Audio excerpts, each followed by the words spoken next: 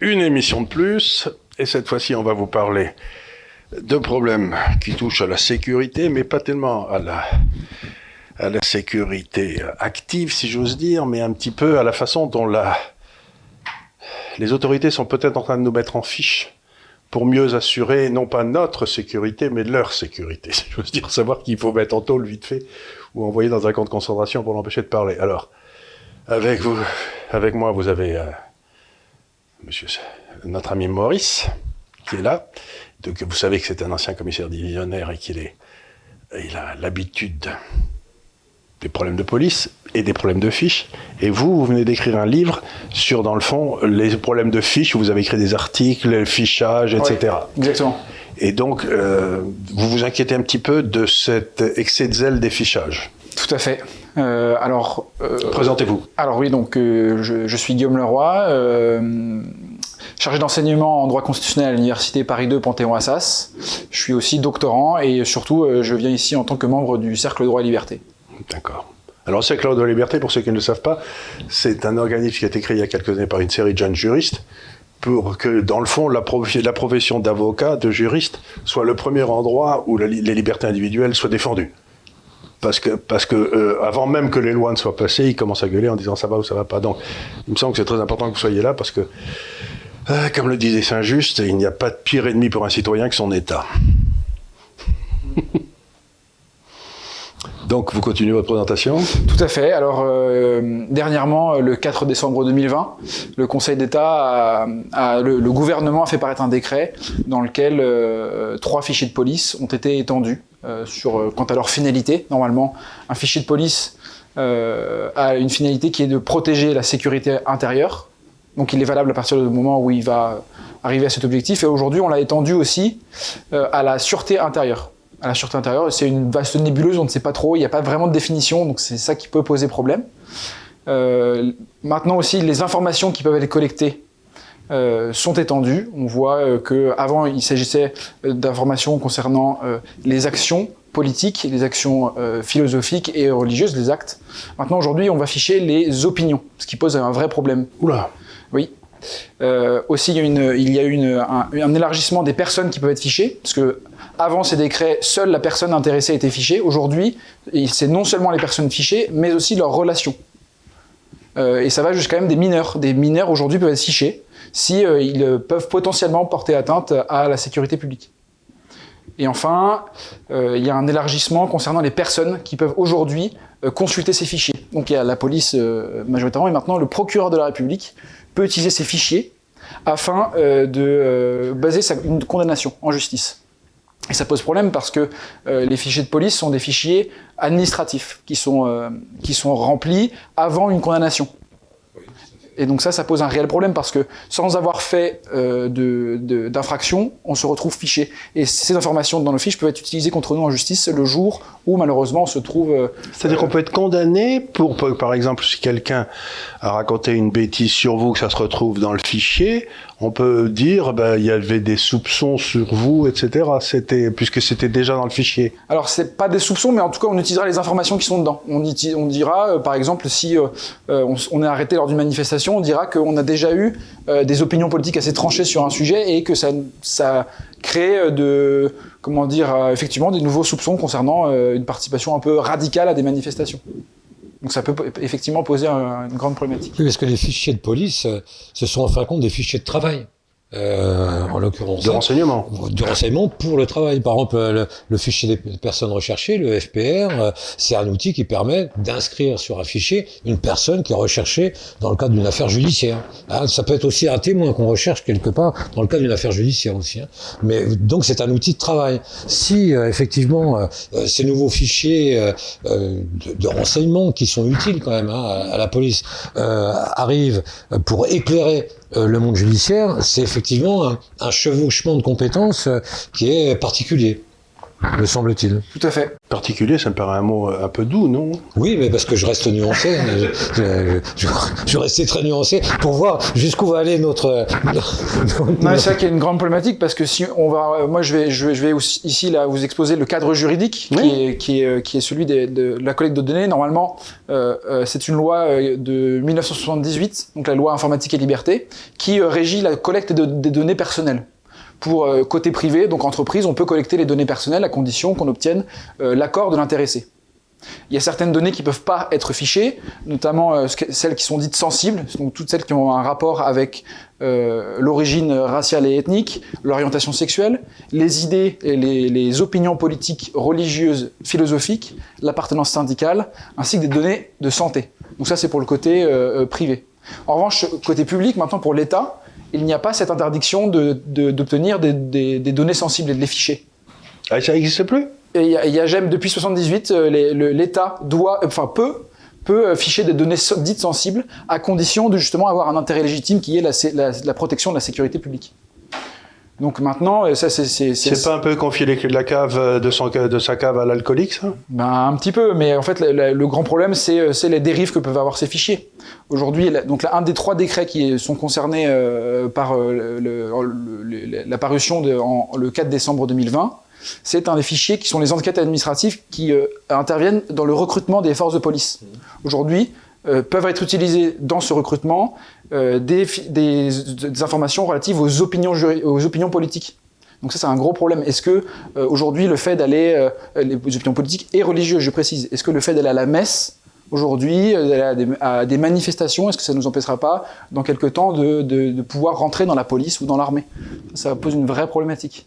Le problème, c'est que c'est souvent, malheureusement, sous la pression des policiers, voire des gendarmes, qu'on est parfois obligé d'entériner des fichiers qui souvent étaient là de façon officieuse.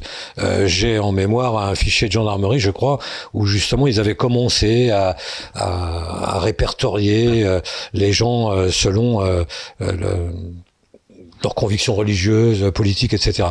Et donc c'est souvent sous la pression j'allais dire du manutentionnaire. C'est souvent sous la pression de la base qui essaie de justifier ses fichiers par son obligation de résultat ou de travail, qu'en fin de compte on force un peu le gouvernement à en fin de compte entériner ces fichiers-là. Donc c'est quand même un risque, d'autant que par exemple pour les recrutements de policiers, il y avait de toute façon des enquêtes de moralité qui pouvaient se faire aussi de manière physique et humaine. Hein, c'est-à-dire que moi, je vais vous citer mon cas personnel. Quand j'ai été recruté dans la police, je me souviens des enquêteurs de l'IGS étaient venus questionner ma concierge pour savoir si j'étais un bon garçon. Ils consultaient pas des fichiers pour autant. Ils se faisaient une idée de la personnalité sur le terrain. Donc, avec une déperdition possible. C'est-à-dire qu'une fois qu'ils avaient discuté avec ma concierge, c'était terminé. Par contre, si vous avez des fichiers qui restent informatisés à vitam aeternam pendant 20 et quelques années, ça peut quand même jouer des tours. C'est certain. Et d'autant plus quand on sait que le traitement de données qui sont rentrées dans un ordinateur sont confiés à une société américaine qui s'appelle la société Palantir.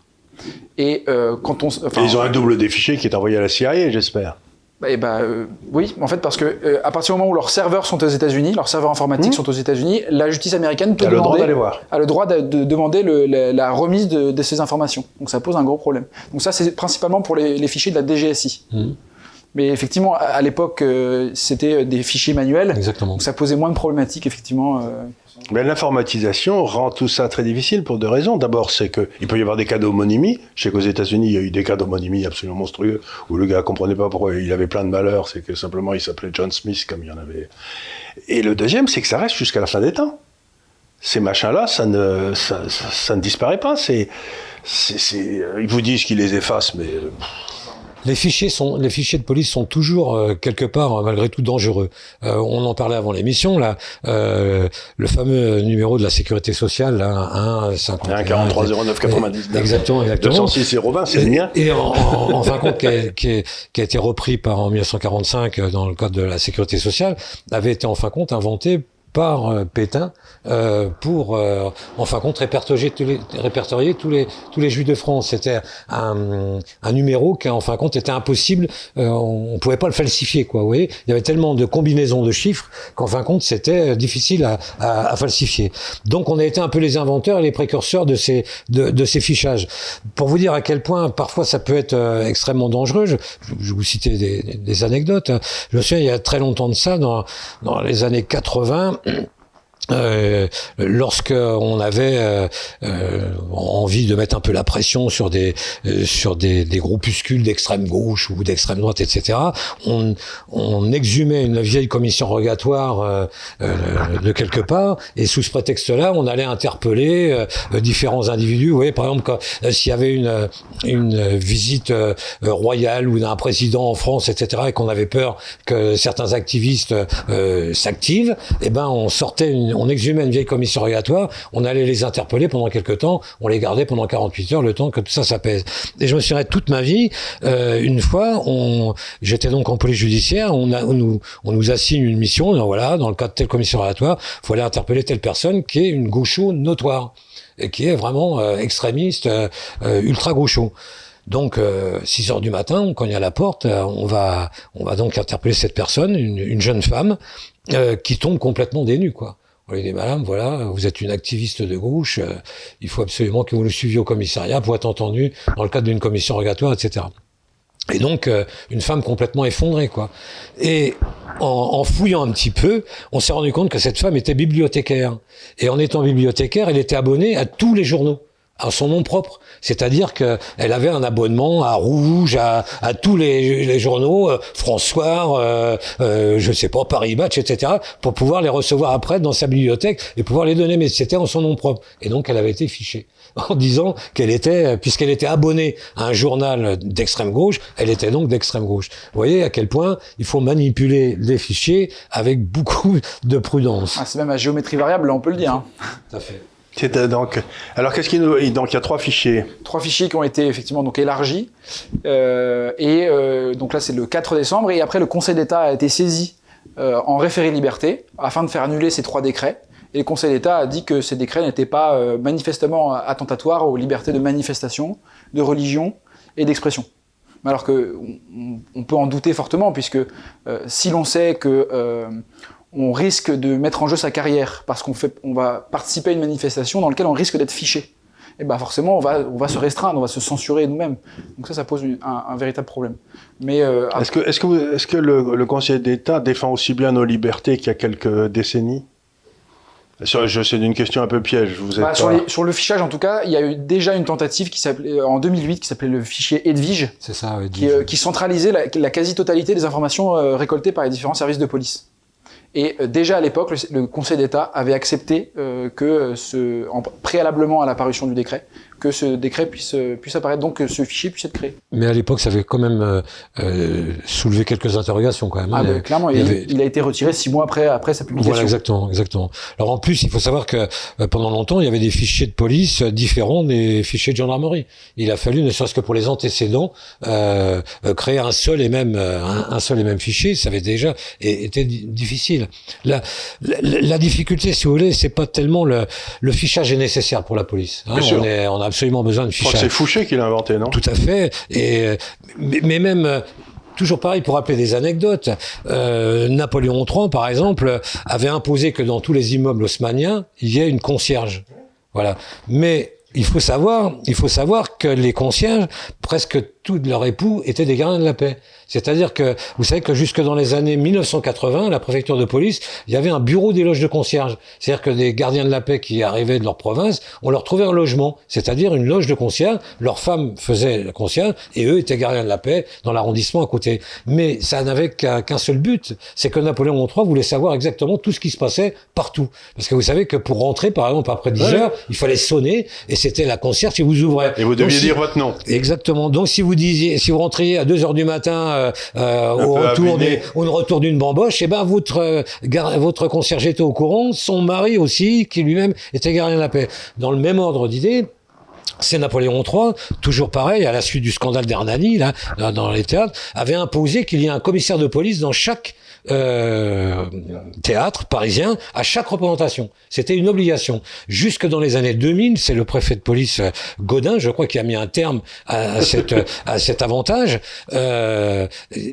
parce que jusque dans les années 2005, je crois, il y avait donc un commissaire de police tous les soirs dans toutes les salles de spectacle parisiennes. J'en ai moi-même bénéficié. On avait donc un emplacement, et auparavant, les commissaires touchaient même une vacation. Après, ça s'est transformé. Ils avaient droit à une place supplémentaire, donc ils pouvaient y emmener ou leur épouse ou leur maîtresse selon les moments de la semaine. Et donc on a mis un terme à ça. Et c'était pas du tout pour la sécurité. C'était pour voir ce qui était dit sur la scène. Et surtout si on ne disait pas du mal de Napoléon III. Alors après on a étendu ça. On a mis un médecin également et un pompier. Hein, mais le commissaire était là pour ça. D'ailleurs moi à cet égard, par contre en tant que commissaire de police à l'Opéra, j'ai fait fermer l'Opéra à un moment donné, mais pour des raisons de sécurité. Cette fois-là, heureusement que j'étais là. Il y avait un incendie dans les sous-sols de l'Opéra, et donc le pompier est venu me voir en disant voilà, il y a un feu. Il me dit ça va pas monter, mais il me dit il risque d'y avoir une projection de fumée dans la salle, et donc peut-être un vent de panique, et donc le directeur de l'Opéra voulait pas fermer parce qu'il disait si je ferme avant l'entracte, je dois rembourser intégralement. Si on ferme après l'entracte, je rembourse que la moitié. Enfin, bref, c'était juste pour l'anecdote, mais tout ça pour vous dire à quel point la police a toujours eu besoin de renseignements, a toujours eu besoin de fichiers. Elle s'est beaucoup appuyée sur le renseignement humain. Les renseignements généraux, à l'époque, c'était ça. On avait partout des inspecteurs de police qui étaient au courant de tout, qui savaient tout. C'est d'ailleurs une des raisons pour lesquelles on les a dissous. Ils savaient beaucoup trop de choses. Et l'inquiétude dans ces fichiers, c'est leur massification informatique. Et donc cette mémoire. Auparavant, un inspecteur disparaissait ou était muté ou partait en retraite, sa mémoire disparaissait également. Aujourd'hui, ça reste. C'est ce que je veux dire, ça reste jusqu'à la fin des temps. Voilà. Ouais. Mais je suis tout à fait d'accord avec vous sur le fait qu'il y ait des fichiers de police qui soient nécessaires. Le casier judiciaire, c'est un très bon exemple. Il est nécessaire de pouvoir, même pour appliquer la récidive, il faut savoir si quelqu'un a déjà été condamné. En revanche, ce qui pose un peu plus problématique, ce sont les fichiers de police politique. Parce que justement normalement l'État doit assurer la sécurité des personnes, mais doit aussi ne pas trop restreindre la liberté. Et assurer la neutralité. Et assurer bien évidemment sa neutralité. Mais sa neutralité, mais s'ils commencent à ficher des gens parce qu'ils vont à la messe ou qu'ils y vont pas, on se retrouve dans un monde qui devient un peu plus difficile, quoi. C'est pour ceux qui vont à la messe ou qui ne vont pas. Même pour des idées politiques, si on se sent pas libre de pouvoir les exprimer librement, on n'est plus réellement en démocratie, donc ça pose un réel problème. Et la difficulté, c'est qu'on remarque de plus en plus que le mouvement va à l'élargissement de ces fichiers de police politique. Il y a un rapport parlementaire qui démontrait que en 2008, il n'en existait que 36. Et en 2018, donc... Que 36 ? Que 36 en 2008. Mais c'est 36 de trop, déjà. Mais déjà, c'est 36 de trop. 47 aujourd'hui, je crois. 107 aujourd'hui. En 2018, 10 ans plus tard, ça a quasiment triplé. C'est un phénomène incroyable. Parce que je crois mais qu'est-ce qu'ils mettent dedans ? Et donc les opinions... Vos opinions politiques ? Les opinions politiques, maintenant, dans certains fichiers, ils peuvent mettre les opinions politiques. Donc c'est les trois décrets dont j'ai parlé au début, du 4 décembre 2020. Mais à condition qu'elles soient tout à fait exceptionnelles. Si je m'inscris, je sais pas, au Parti républicain, ils vont pas mettre que je suis inscrit au Parti républicain. Il faut qu'ils puissent justifier. Si je m'inscris au trotskiste ou je sais pas quoi, non ? Il faut qu'ils puissent justifier du fait que cette récolte de données permette de respecter la sécurité publique, d'assurer la sécurité publique et maintenant la sûreté de l'État. Ouais. Si vous voulez, il y a eu une multiplication des fichiers de police. Je voulais pas dire par fainéantise, mais c'est presque ça.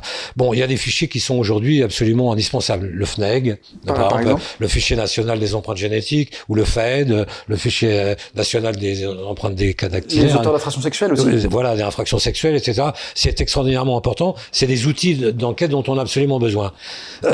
Et puis ça, au moins, ça a le mérite d'être clair. Je veux dire, on est dans le cadre judiciaire, des actes délictueux ont été commis, on a besoin de références, etc., de traces. Hein. Le fichier des empreintes génétiques, aujourd'hui, nous permet de résoudre des affaires qu'on n'aurait jamais résolues auparavant. Dans le domaine politique, j'ai envie de dire que c'est pareil, on croit au fétichisme de la technique et on a abandonné le renseignement humain. Le renseignement politique qui a toujours existé, hein, je vous citais Napoléon III tout à l'heure, les renseignements généraux, par exemple, étaient un outil extraordinaire. Mais c'était un outil qui était uniquement basé sur du renseignement humain. C'est-à-dire qu'il y avait très peu d'écrits Il y avait très peu de traces. Les rares traces qu'il y avait, c'était ce qu'on appelait des blancs RG, c'est-à-dire non nominatifs, etc., qui étaient presque discrétionnaires à l'adresse de son directeur, à l'adresse du préfet, et ça s'arrêtait là. Et il n'y avait pas de fichiers informatisés, tout ça était resté un petit peu fermé. Qu'est-ce qui a prévalu à la disparition des renseignements généraux? À l'origine, les renseignements généraux, c'est encore pareil, Napoléon III qui les crée à cause des gares. C'est que pendant longtemps, la police de l'air et des frontières, par exemple, dépendait des renseignements généraux, uniquement parce qu'il y avait des fluctuations de population que Napoléon III voulait contrôler avec l'arrivée des premiers trains, dans les gares, etc. Donc il fallait un peu ficher les gens. Et alors pareil au niveau politique, pendant très très longtemps, les renseignements généraux étaient un outil absolument extraordinaire. Le seul problème, c'est qu'ils faisaient tellement bien leur travail qu'ils étaient au courant de tout.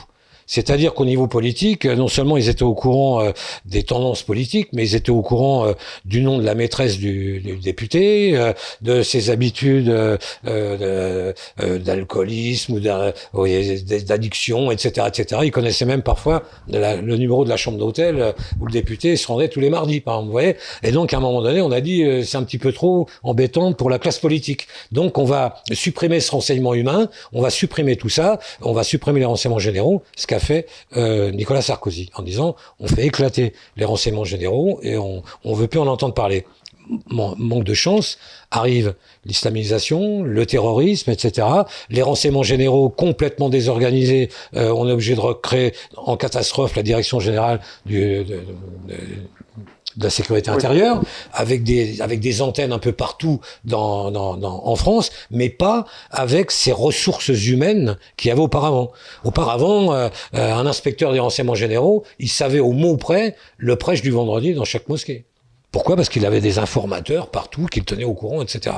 Et donc on a remis en place un peu en catastrophe cette direction générale avec ses antennes territoriales un peu partout, en se basant sur l'outil informatique, sur en plus des moyens d'investigation techniques et non plus humains, les écoutes téléphoniques, etc., mais qui n'ont pas la même fiabilité et la même richesse que le renseignement humain. Et au bout d'un moment, toujours pareil, au nom de la technique, on dit on a besoin de fichiers pour pouvoir mettre ci, etc., etc. Alors qu'auparavant, les renseignements se transmettaient d'inspecteur à inspecteur. J'ai connu une époque où les renseignements généraux, ou même ailleurs, les gens, au moment de partir en retraite, mettaient le jour de leur pot, ils mettaient aux enchères leur carnet d'adresse, vous savez, leur petit carnet où ils notaient tous les renseignements, les numéros des bignoles, comme on disait dans le temps, etc. Vous voyez, quelque part, ça avait du charme. C'était plutôt anecdotique, mais ça avait une richesse intellectuelle et humaine qu'on n'a plus aujourd'hui. Les moralités, on en arrive à ce glissement technique, avec tous les risques que ça comporte. Et moi, ce qui me fait très peur dans toutes ces choses-là, je le vois, je suis un financier, autrefois il y avait beaucoup on regardait, on réfléchissait. Aujourd'hui, on a accès à des chiffres, à des données, à des informations de façon instantanée. Ça passe dans des bécanes, ça les fait tourner à toute allure et ça vous donne une réponse qui est parfois, 9 fois sur 10, complètement idiote.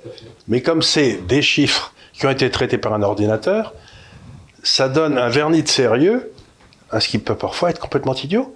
Et donc, je suis terrifié parce que ce genre de truc, ça a une tendance à grossir naturellement de par sa propre...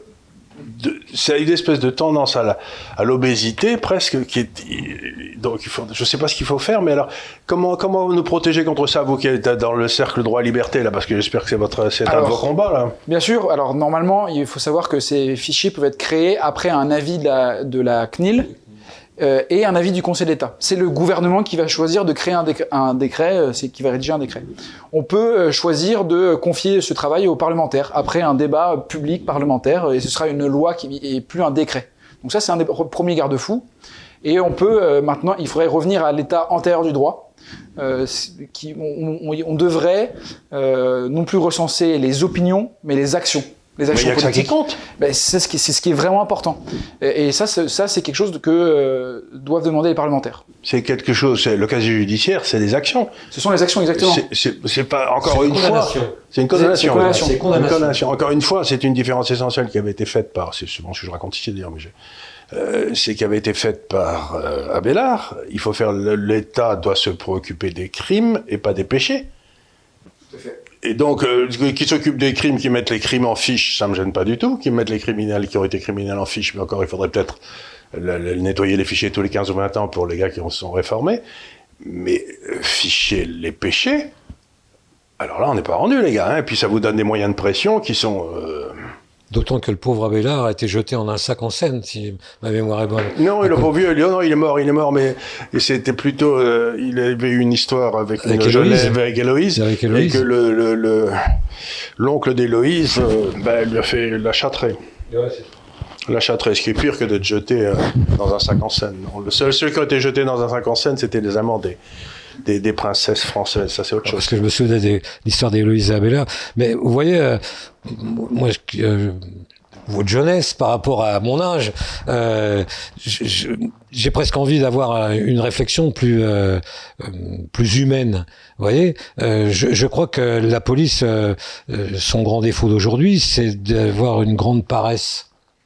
Non mais je vous le dis, on en parlait tout à l'heure avec Charles, on n'arrête pas de parler des millions d'heures supplémentaires non payées des policiers.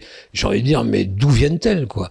Parce que moi j'ai été policier pendant 40 ans, je travaillais 14 heures par jour, je dormais au bureau, je revenais des fois, je me souviens une fois j'ai appelé ma femme en disant je rentre pas ce soir, et puis j'ai réapparu que 15 jours plus tard en disant je suis en Thaïlande, parce que j'avais fait une filoche pour les stupes, etc. On comptait pas nos heures, quoi. Je veux dire, on n'était pas là. J'ai l'impression que par fainéantise, vous savez, c'est pareil, le renseignement... C'est vrai dans les hôpitaux. J'ai reçu ici un docteur qui était déjà directeur général d'un hôpital, etc. Il me dit, aujourd'hui, on peut pas faire un acte médical sans remplir 3 papiers, 2 ordinateurs, demander à 2 comptables et tout. Autrefois, les infirmières couraient partout, les docteurs couraient partout, et puis personne remplissait des papiers. Mais je crois que dans la police, c'est même pire. J'ai vu... à un moment donné, j'ai eu accès à un fichier des RGPP qui existait encore à l'époque, sur les bandes. Bon, alors en fin de compte, il partait de 2-3 individus, et toutes les relations de ces individus, il les fichait, en pensant que ça pouvait alimenter au cas où. Oui, mais après, on s'apercevait qu'ils fichaient leurs parents, leurs grands-parents, leurs enseignants, leurs enfants, etc. On disait, mais quel est l'intérêt, quoi? Quel est l'intérêt? Donc, je veux simplement, sans se rendre compte que après c'est un fichier informatique qui échappait à l'humain, et donc dont on ne pouvait pas toujours être sûr de la finalité. Donc je reviens toujours à la même chose. Je crois que aujourd'hui la police fait preuve d'une grande fainéantise à vouloir rentrer chez elle le soir à 17h, etc. Quand on était inspecteur de police au RG, on savait que les réunions des meetings politiques c'était le soir, on travaillait le soir. On savait qu'il y avait des réunions le dimanche, et on y allait le dimanche, etc. On savait que c'était sa mission, et puis point à la ligne, quoi. Et donc là, on veut rentrer chez soi à 17h, moi je veux bien, donc on rentre plein d'informations comme ça, sans se rendre compte de la portée que ça peut avoir. Il y a ça, et puis aussi il y a la capacité aujourd'hui qu'a la police à récolter énormément de données. Quand on voit ce qu'on met de notre vie privés sur des réseaux sociaux qui maintenant, depuis ce fameux décret du 4 décembre, sont accessibles et sont potentiellement fichables par la police. Et maintenant, la police peut ficher nos commentaires Facebook, nos photos Facebook sur des fichiers de police. Qui vont rester là pendant 50 ans ? Qui vont rester là pendant à peu près 20 ans. Alors je crois que c'est toujours pareil avec un but louable. Mais le but de ça, l'enfer n'est pas de bonnes intentions, ça on le sait. Il faut pas tourner autour du pot. Ils vont dire pour lutter contre l'islamisme violent, pour lutter contre le terrorisme violent, on a besoin de cet outil-là. Mais je dis, c'est pareil. Vous savez, aux États-Unis, ils ont fait passer toute une série de lois attentatoires aux libertés individuelles après 9/11. Vous savez, quand on a détruit les 2 tours. Ils s'en mordent les doigts aujourd'hui parce que ces lois sont utilisées pour espionner les bons citoyens américains au profit de tous les salopards dans tous les coins. Donc, si vous voulez, il y a un vrai problème, c'est qu'on explique toujours. Votre banque vous emmerde tout le temps, comme la mienne, parce que je fais transférer 2000 €, pourquoi, où vous allez. Bon, on a fait passer tout ça après 9/11, c'est-à-dire qu'on a donné le droit au gouvernement de rentrer dans les comptes de tous les citoyens, librement, si ça dépasse un certain truc. Mais enfin, je veux dire, c'est insensé. C'est-à-dire qu'il n'y a plus de secret bancaire du tout en France.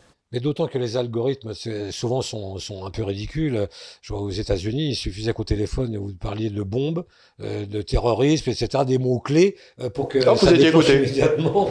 Écoute. Voilà, etc. Alors mais quelle est la réponse pour le citoyen maintenant? Comment je me défends, moi, pauvre gars là?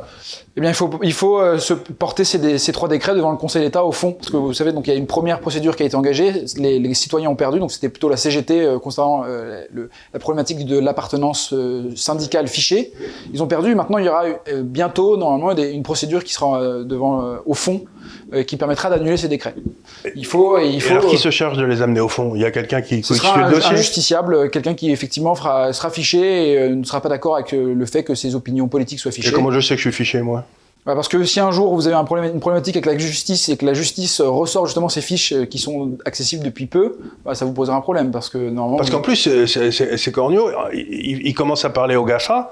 Et donc, ils vont rentrer dans les ordinateurs des GAFA, et donc ils vont aller voir... ce que vous mettez, vous, de votre vie publique sur les réseaux sociaux, maintenant, sont accessibles, oui.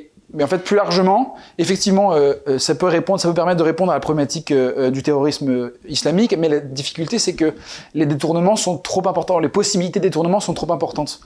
On risque d'arriver à un système à la chinoise, où maintenant on aura un permis pour traverser la rue. Avec une surveillance généralisée, où on a des notes sociales qui nous permettent d'avoir certains droits. J'ai remarqué qu'il y avait un fichier maintenant des personnes qui ont des dettes en Chine, et ces personnes-là n'ont pas les mêmes droits que le citoyen lambda. Les personnes fichées. Mais si vous traversez au feu rouge alors que vous n'avez pas le droit, vous perdez des points. Et au bout d'un certain temps, si vous perdez trop de points, vous ne pouvez plus prendre de train pour aller voir votre grand-mère qui est à 300 km parce que donc ça permet de maintenir les moutons dans le bon sens quand on devient Mais déjà en Chine, pour aller d'une région à l'autre, vous ne pouvez pas forcément. Hein. C'est très... Oui, ça dépend si vous êtes un travailleur immigré ou pas à l'intérieur de la Chine, parce que il y a des passeports pour les gars qui sont pas de la région. Bref, c'est un truc compliqué ça. Mais alors, tout ça me fout une trouille bleue. Il va falloir aller vivre où? Oh là, pour l'instant pas en France, mais peut-être qu'une décision du Conseil d'État viendra annuler ces décrets, mais il y a malheureusement peu de chance, parce que effectivement déjà il y a 10 ans. Pour le fichier Edwige, déjà le Conseil d'État avait donné son accord. Donc a priori, 10 ans plus tard, je vois pas pourquoi il donnerait un avis différent.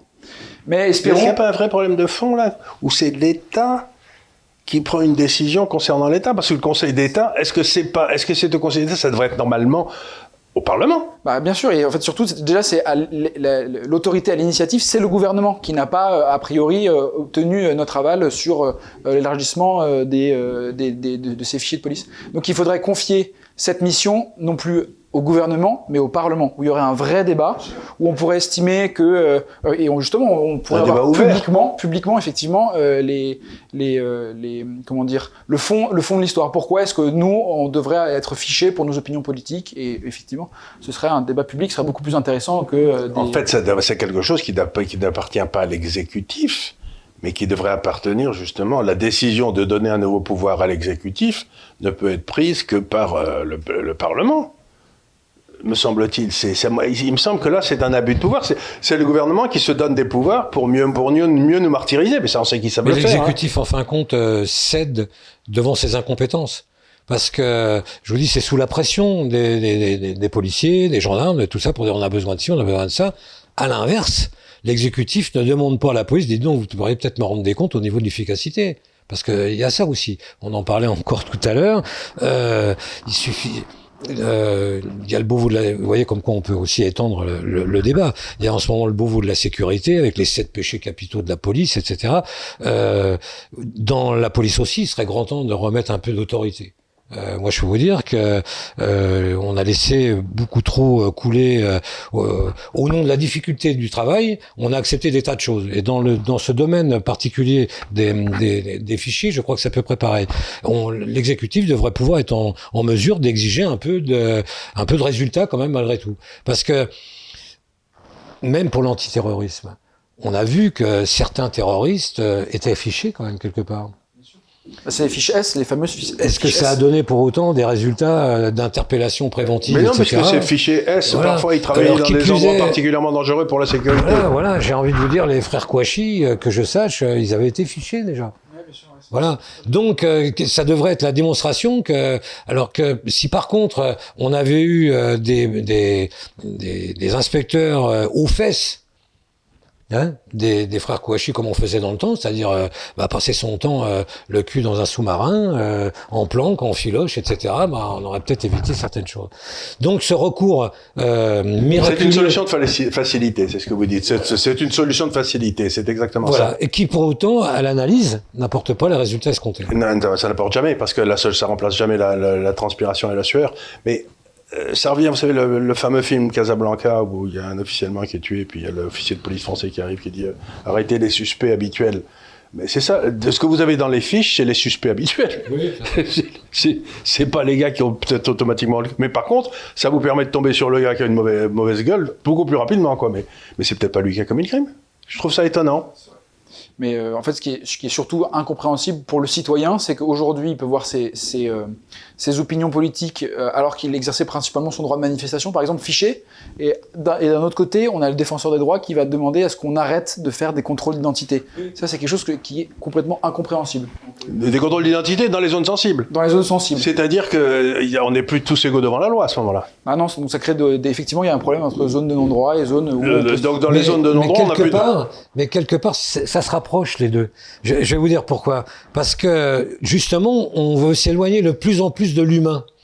Oui, on veut que la machine prenne la décision. Voilà, que la machine prenne la décision. La défenseuse des droits dit mais oui, ils sont tout le temps contrôlés, c'est pas normal. Donc il faut qu'on arrête. C'est du même acabit que pour les fichiers. Mais pourquoi est-ce qu'il y a ces contrôles-là je vais pas dire qu'il y a le délit de sale gueule, mais je vous le disais tout à l'heure. Moi, quand j'étais jeune poulet, vous savez à quoi on repérait les julots? À leurs chaussures. Ben oui, parce que les julots, c'était des gars qui, ils faisaient pas des cambriolages, ils passaient leur journée à jouer aux cartes pendant que leur prostituée tapinait, et donc ils étaient toujours sapés aux quatre épingles. Et donc on les repérait à leur godasse, on les disait tiens, toi t'as des chaussures de julot. Je veux dire que l'intervention humaine était nécessaire. On ne peut pas reprocher, bien sûr qu'il y a de la discrimination chez les policiers, mais c'est leur métier. J'ai envie de dire, c'est terrible, mais... Là, c'était un délit de sale chaussure, quoi. Voilà. C'était pas un délit de sale gueule, c'est que les chaussures étaient trop propres. Alors, je sais bien, on va vous dire, faut pas stigmatiser, mais je cite un autre exemple. Moi, quand j'étais jeune poulet, je me souviens aller au BHV, puis dès qu'on voyait une sale gueule acheter un pied de biche, on le filochait, et une demi-heure après, il était en train de cambrioler, hein. Donc, on pourrait dire qu'on le stigmatisait, et que, quelque part, c'est bien parce qu'il y avait une sale tête. Bah oui, je veux dire, par là, voilà. Tout comme il y a encore quelques années, quand les cambrioleurs étaient encore des gentlemen cambrioleurs, ils prenaient le premier métro et on appelait ça des baluchonneurs. C'est-à-dire les garins de la paix se mettaient à la sortie du métro et tous ceux qui portaient un baluchon sur le dos, ils les contrôlaient. Souvent, c'était les cambrioleurs qui revenaient de cambrioler. Donc, ce que je veux dire, c'est que le policier, par définition, il est discriminant. Et bien sûr, il applique des critères de discrimination qui sont liés à son expérience, qui fait que... Mais qu'on peut pas mettre en fiche. Voilà, et qu'on ne peut pas mettre en fiche. Et vous savez, c'est comme la caméra piéton. Moi, je veux bien la caméra piéton, si on veut faire des policiers des robots. Mais vous savez combien de fois les policiers dans le temps disaient, quand ils revenaient au commissariat, qu'ils avaient été quelque part, ils disaient affaire réglée sur place. C'était tout, c'était terminé. Ça veut dire, on a été sur place, on a réglé le conflit, c'est terminé, on n'en parle plus, et puis voilà, c'était terminé. Aujourd'hui, le moindre contrôle entraîne des procédures, ceci, il faudra mettre la caméra, etc. Qui sont dans les fiches. Voilà. Qui sont dans les fiches, et après ça. Fichés encore. C'est-à-dire qu'on oublie complètement l'humain.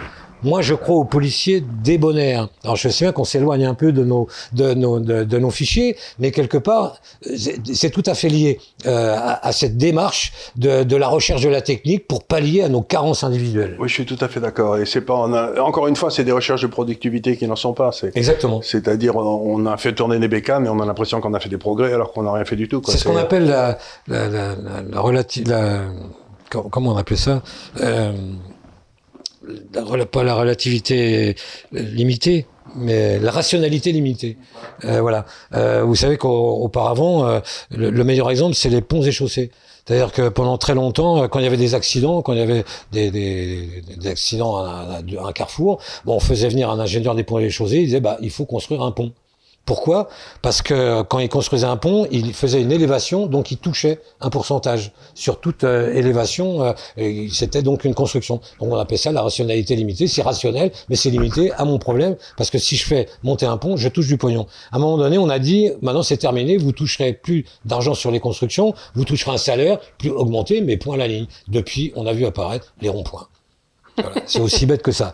Et on n'a plus de construction de ponts, on se dit un rond-point, c'est beaucoup moins cher, et puis c'est tout aussi pratique.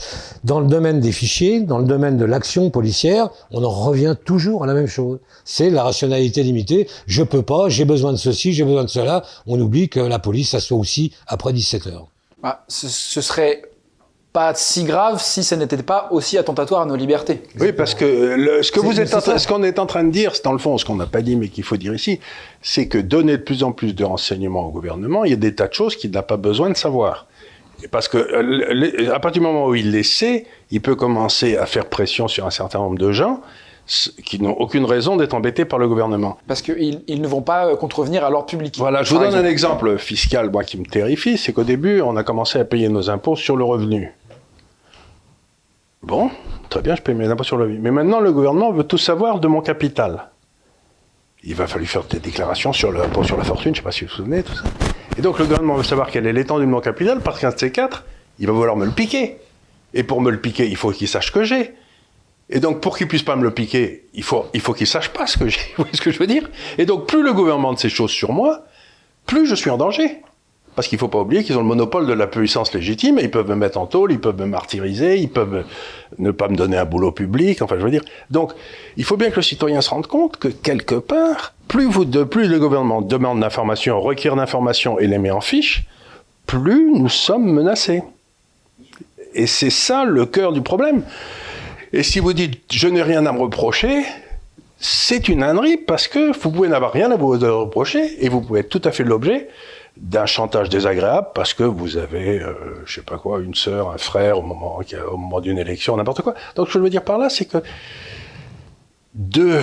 c'est un principe que le gouvernement n'a pas le droit de tout savoir sur nous. Nous avons le droit d'avoir notre zone où le gouvernement ne sait rien. Et puis il faut avoir une réelle liberté d'opinion. Si on peut pas l'avoir. On ne peut plus l'avoir avec ces fichiers. On peut plus l'avoir.